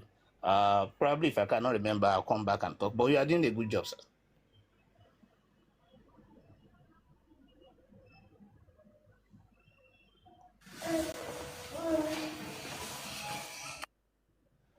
That's the governor of your state, right?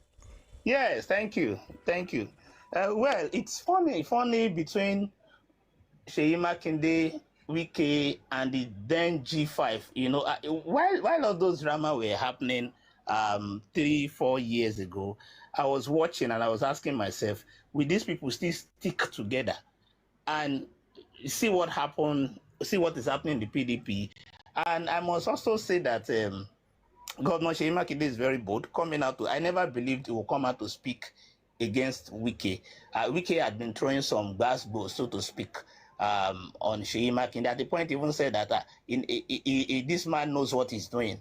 So for Seyi to also come out and say this, next year we should expect a whole lot of drama. Trust me, Wike is going to hold a media chat and is going to say a lot about Makinde. Makinde should be ready for that and imagine what is going to happen in future. But there's one thing for me which stands out about what Seyi Makinde said. Opposition is needed in democracy. We cannot have a one-party state. I'm an advocate in democracy. You should have different opinion, differing opinion. Even though I support some of the policies of Tinubu, not necessarily APC. However, I still believe that there must be a balance. Once there's no balance, we'll be tending towards anarchy, which may not be too good for the country. So I still uphold that. However, is PDP the opposition? So we should ask the question, do we still have PDP as a strong opposition? Do we even have any other party as an opposition as we speak? Do they worth their salt? Can they oppose strongly? Are Nigerians even tilting towards them? Those are the questions we should ask ourselves. Probably even the ADC is not gaining ground. So if we are going to have a third force, for me, we don't really have that third force as we speak now. I think I will hold on. Probably I'll still join you later. Good job, sir. I really do appreciate your submission, and I mean, very good stuff. Thank you. Let's move to Jakes. Good evening, Jakes. Good evening, Hello? sir. Mr. Evening, sir. Prof. Yes, sir. Good evening. Can you hear me, sir? Yes. Good evening, sir. Thank you for joining us. Thank you. May God bless you more in abundance. You're welcome. Amen. I really appreciate you for the job you're doing.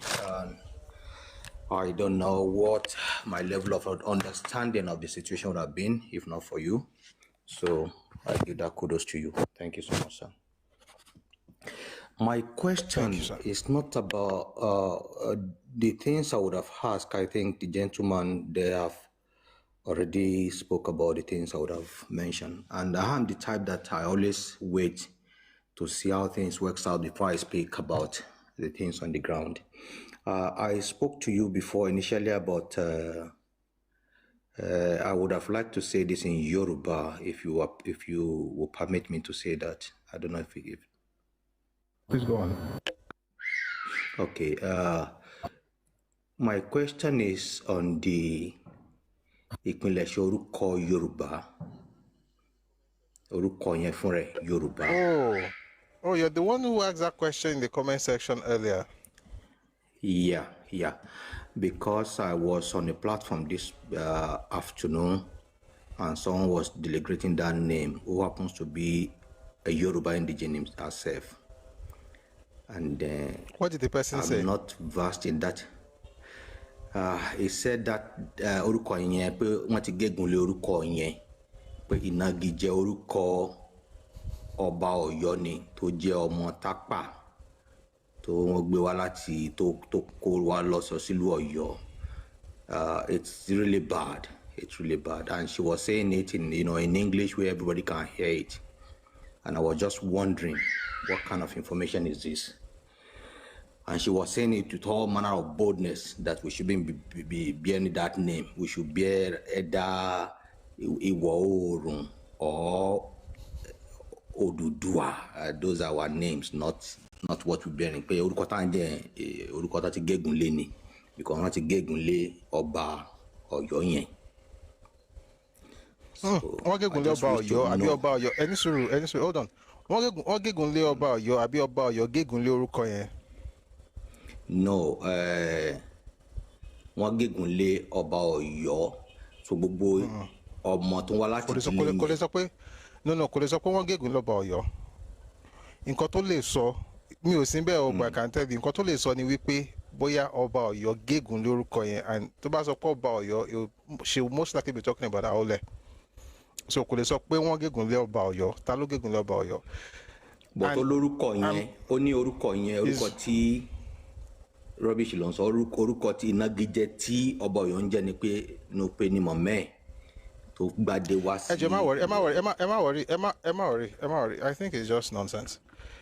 And that's the thing about social media. You know, everybody gets to, you know.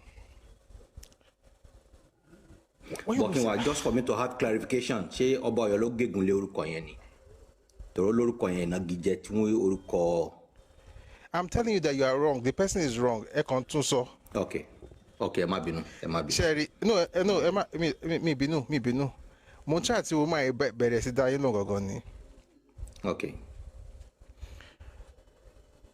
Someone coming from Nupe. Ọba Ọ̀yọ́ wá láti Nupe. Ọba Ọ̀yọ́ wo? How many Obas have Ọ̀yọ́ had? Has Ọ̀yọ́ had? Okay. Okay, I'm going to share some questions. So I'm mute. I'll not be able to respond. Okay. Ó ní pé ọba alákọ̀ọ́kọ́ pé kò sọba lọ́yọ̀ láti lẹ̀ wá. Pé adé tí mi wà ó ní adé tí. No, ẹ kàn sọ kó tó sọ. Okay, ó ní adé tí ọba alákọ̀ọ́kọ́ tó jẹ lọ́yọ̀ gbé wá sí Ọ̀yọ́. Ó dárúkọ bá ṣe ń kí adé yẹn. Ó lóun ni wọ́n fi jẹ ọba. Kí lorúkọ? Maybe you didn't hear her well. Okay. Because or maybe she's a proper ignoramus. Yeah, but please mute so I can respond. Okay. But I want to believe that I don't think any sick person would actually be bold enough to say these things. But let me just explain in Kote and so. And thankfully I don't know the person. So when people say things like "Yeah, Oba" or "Your wallet no pay," what does that? How does that matter? And yes, Shango's mother was a Nupe woman, but what's the big deal about that? How is that a minus? Oyo did not used to have kings. Of course, it's not every part of Yoruba land that used to have kings originally, unless people are trying to deceive you. The first king of but this is going to be a long. Man, this is going to be long. So it's something I can bring up now. No. It's okay. You brought it up, but please don't mute. So I'll be able to consent. Because Timothy. Okay, sorry. No. I'll not take everybody down. I'll not respond to it. So I'm going to give you maybe a minute or two. When you're done, I will now start talking. Yeah, Mongboy. Once you speak, my thoughts, my train of thoughts is disrupted. Because sorry, mo le dárúkọ ẹnìyẹn kì í ṣe nǹkan tí mi lè dárúkọ. Because èmi àti wọn náà kò matter, okay. Woman yẹn wà fond of kó máa distort story wa. Or denigrate wa to the extent pé today ẹni tí mo dẹ̀ rí ń bẹ̀ tó wà ní platform yẹn pẹ̀lú ẹ̀ tí mo expect kó challenge. So mi àti ẹni ẹ̀ la níjà báyìí, but ìyẹn fọjọ́ mi ni ọdígbà tá a bá pàdé. So one story tó ń sọ nìyẹn bó ṣe ń sọ ló ń rún mi nú, but I couldn't go there because màá kàn lọ jà for nothing. But bí n pé mi náà mọ story yẹn láti lẹ̀ kò jẹ́ kí n lè sọ pé anything more. So just for me to have full idea àwọn ẹni kì í mention her name màá dárúkọ ẹ̀ because woman yóò deserve ẹni tí a máa respect anywhere. Mo sorry gan. Queen kìíní kan Adéṣù àbí nǹkan náà ń pè ó wà lórí TikTok. Ó máa ń like láti máa tẹ post story to gather crowd. I don't know the person. Àwọn tí mo ṣe dárúkọ àwọn yẹn ti mọ̀. Oh, okay. Wọ́n ti mọ̀. So all right. Ó ṣáà ó sọ story nípa kò ládé adé. Okay, yes sir. Okay, no. No. Ẹ ti ń sọ̀kan mi. Ó sọ pé kò ládé adé kìíní kan mọ́ gbọ́. Agbo story yẹn mo regret for not recording that. Yes. Okay, so let's do this way. Please mute. Let me now respond. And please, I might ask you another question. But please, once I start speaking, let me just get on what I'm saying, so that I don't like being interrupted. But thank you very much for that question. So let's get into it. Believe it or not, you have raised about 5 different issues. Number 1, we talk about the fact that your combi Oba Oyo Oje Nupe. That's 1. Number 2, we pay your cons gegun fun Oba Oyo. Number 3, won gba de lobe Number 4, on near Obaloyo Tetele. And then the 5th one, I remember when I start speaking. So let's get into, we're going to make it very short. Number 1, Oyo is actually one of the youngest of the ancient Yoruba towns. When you look at ancient towns, Oyo is one of the youngest of Yoruba. That's why when people say all this ridiculous nonsense they say around the way, is the leader of all Yoruba people, just rubbish. Oyo is one of the youngest. I'm not talking about the recent towns. There are other towns that came to be in the 19th century, like Abeokuta, like the reestablishment of Ibadan in 1829 and Abeokuta in 1830. All those ones are, they're ancient, but they're quite young. But when it comes to the ancient ones, when you're talking about Ife, Ekiti, Ota, Oyo doesn't even come into that space until much later. Oyo was made up of different groups, right? So let's make something very clear. I said something the other day that in Yoruba land, when they want to establish a town, starting with Odudua, by the way, what they would do, just like what Odudua did, would be to bring together all the small groups and then form an entity. So they are all Yoruba groups. Thank you for the gift. Thank you, Yoruba. They are all Yoruba. Who is this person that's cursing you guys like this? I see it in the comment section. Why? I don't even know the person I'm talking about, so I'm glad I don't know the person. All right, Ibo Mubaro, they know. So they'll bring, okay, so all of them are Yoruba. They are all Yoruba groups, but they live independent of each other. So a powerful person or a leader would come around and say, you know what, I'm going to band everybody together, right? And then we're going to form a city or a town. And then they will create a new headquarters or a new capital. And then they will have a palace, they'll have a new market, they'll have new compounds for different people. So you see it in Ife, you see it in Oyo, you see it in Ijebu, you see it even in Lori, Afonja's Lori. Afonja was doing exactly that. We might get to Afonja's story today again. Now, the truth of the matter is that Oyo had many people living there. There were many settlements. It was not one entity. Okay, it wasn't a cohesive entity. There were small groups. There were Yoruba groups making most of the people in that place. Most of them were Yoruba, but you also had Nupe, small Nupe groups and small Bariba groups. Now, let me explain. When I say you have Nupe groups and Bariba groups, does not mean that Nupe people were all living in Oyo.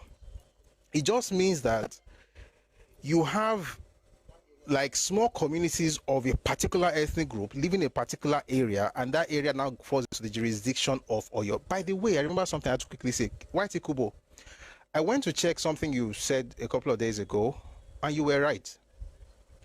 And I made a mistake. I just wanted to quickly acknowledge that. So I said something about the fact that Oyo was in Kwara State. And you said, no, it's in Oyo State. I discovered that what I was saying was the national park, not the Katunga. I didn't mention Katunga, to be fair. So I didn't say Oyo Katunga was there, to be honest. I did not say Katunga. So I wasn't really wrong like that. But by and large, I think you were a bit more clear with what you were saying, that Katunga itself is in present northern part of Oyo State. But Old Oyo National Park today is both in Oyo State and Kwara State. So when I said the Oyo was in Kwara State, part of Oyo, of course, is still in Kwara State. Part of the empire was in Kwara State and is still in Kwara State, Ilorin, our Igbomino towns and so on and so forth.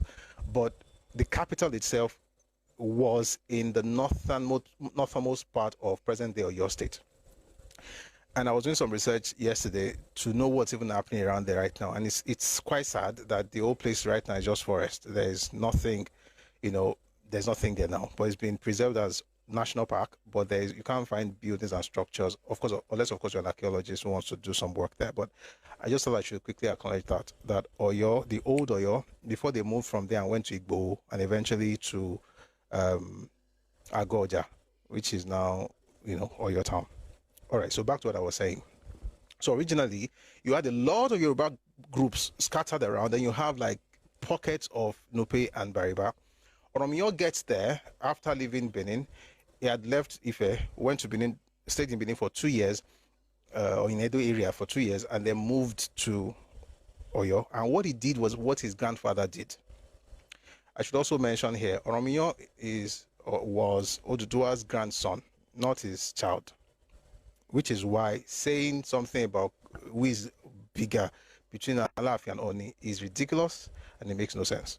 It's like talking about the great-grandchild of a person. So Oromia was a grandson, Oduduwa was a grandfather. So what his grandfather did was to bring together the 13 communities that make up Ife, and then they created a capital or a city, and then every of those communities had quarters within the town, but they still had their own original spaces that they occupied. So what Oromia did was something similar to what his father did, or what his grandfather did, Oduduwa, by bringing together all those communities, and then they formed a new Oyo as a town. Then it became, the head of. So some people say he was the first Alaafin, some people will say he was Ajaka. Now, Ajaka was a son. Another son of his was Shango. Now, Shango's mother, and this goes to what you were saying earlier. So I've answered the first question about how Oyo came to be. I don't want to go deep into it, but if you read this book called The Yoruba, A New History by Akinwumi Ogundiran, you see some of these things there. Now, the second part you're saying that is that, yes, his mother was from Nupe. She was Takpa or Lenkpe. And that is not a minus.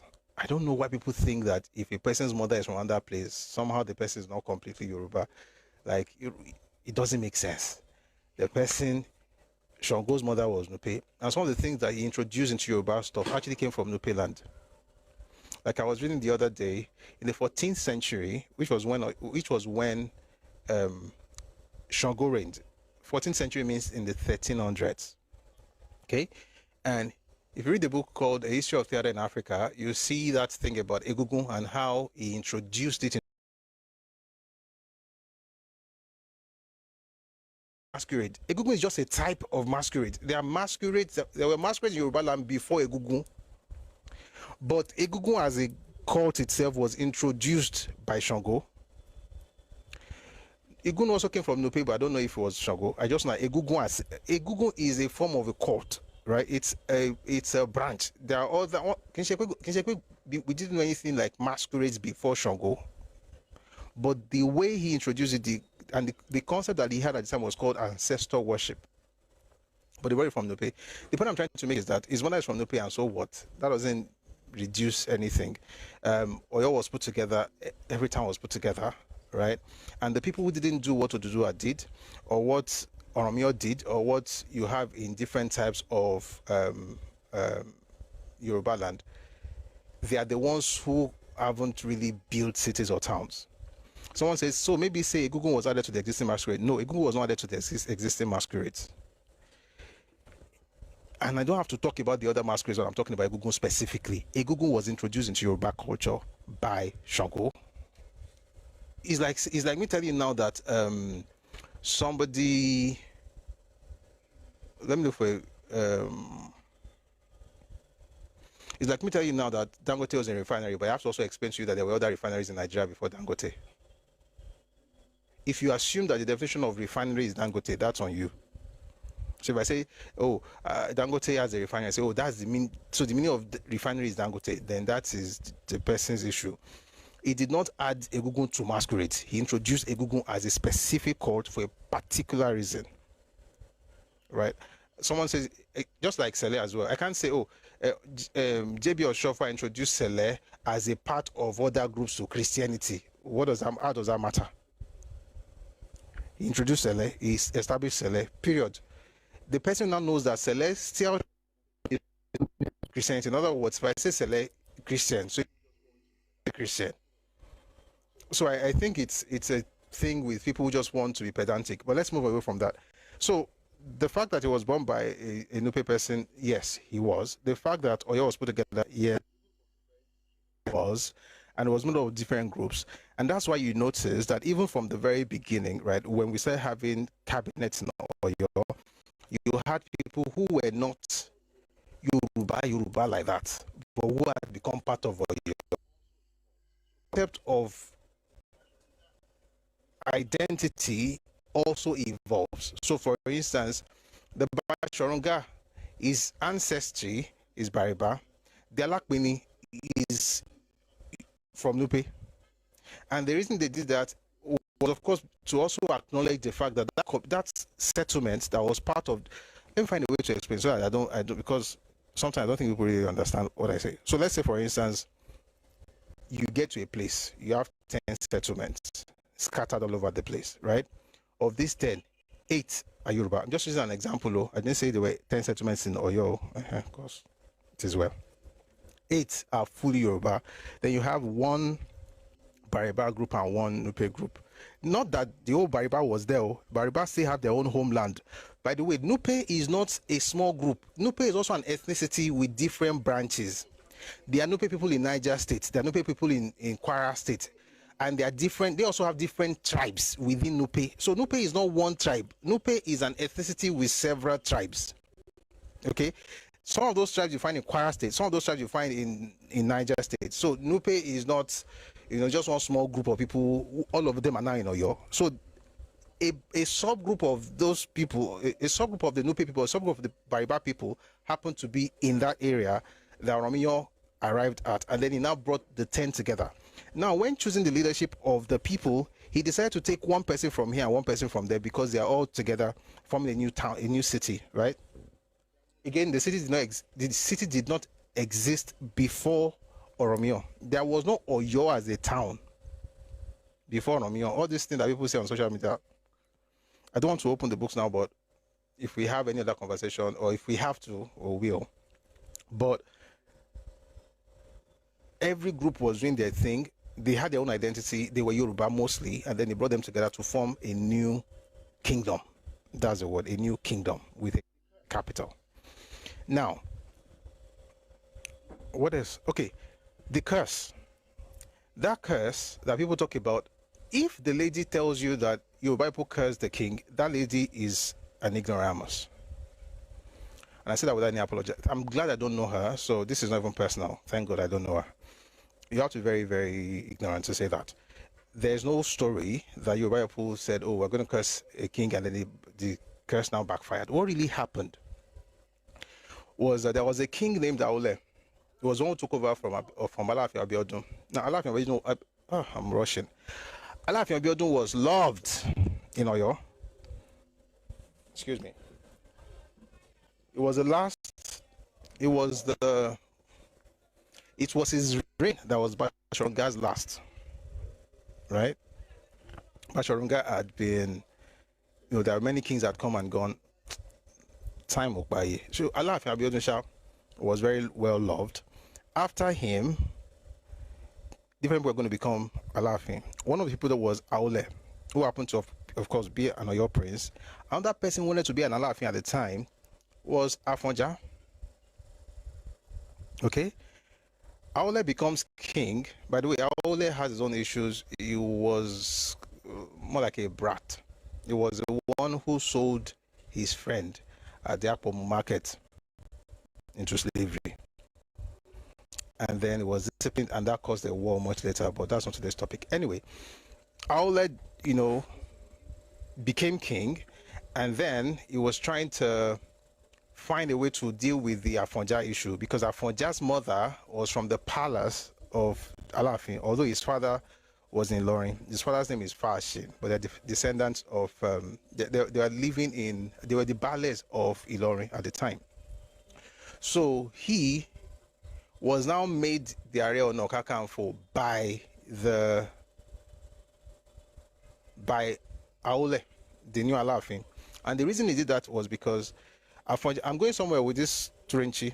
Afonja was loved by the people, but he did not become king. Now, historians, including Professor Banji Akintoye in his book, A History of the Yoruba People, historians have said that one of the reasons, perhaps the reason they didn't make Afonja king was because he was influential on his own.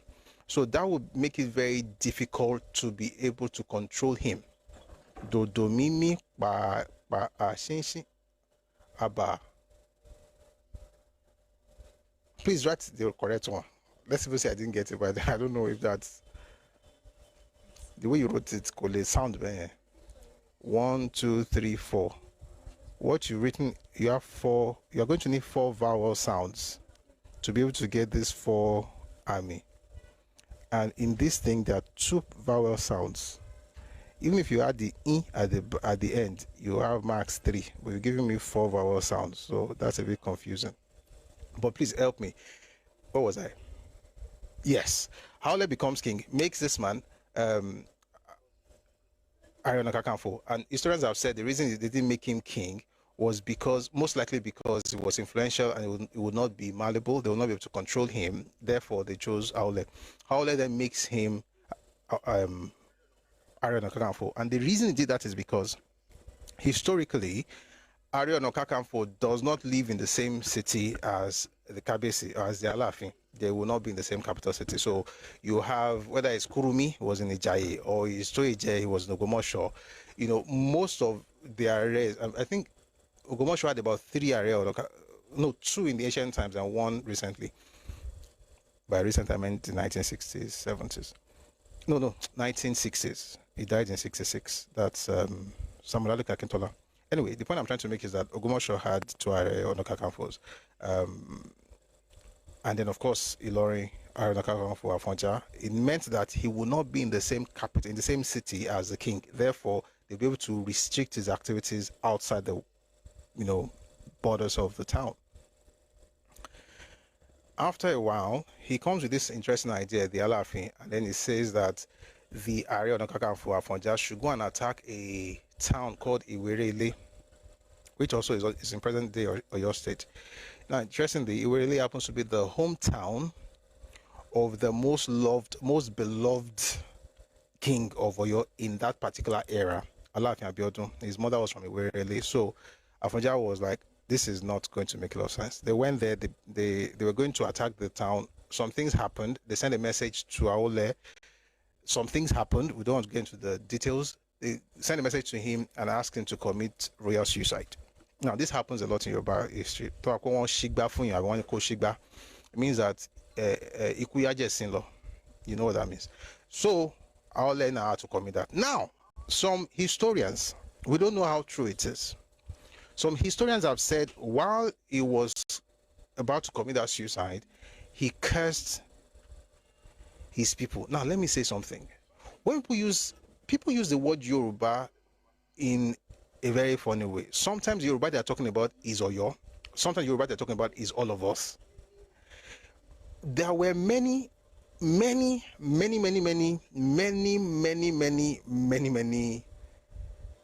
towns that were not under Oyo. Even when it was an empire. And by Haole, it was already weak. The empire had already started going down, even by Abiodun's time. Abiodun just essentially, in my opinion, and the opinion of many scholars, Abiodun actually put the nail on the coffin. Why? Because Abiodun focused on economic advancement, right? People made a lot of money. There was peace within the realm. But it's actually quite similar to what's happening in the US. Interesting. He focused on Oyo, just Oyo. So all this Ajele Komasakiri, he called down the power of all the governors. So Ajeles were the governors. He reduced military activities and focused on economic development. And so people made a lot of money and people made a lot of progress economically. However, the power base of the empire became weakened. It was already weak before then, but it became even weaker because it didn't really care for military. And Oyo was Oyo primarily because of military prowess.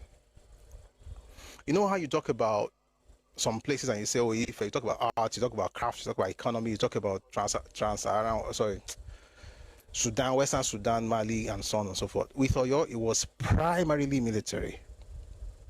Everything was a subset of that. So when the military crashed, the empire crashed.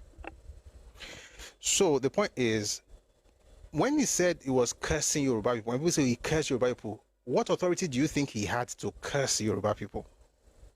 And these are important questions. Haole was not ruling the entire Yoruba people. Oh dear. Let me switch.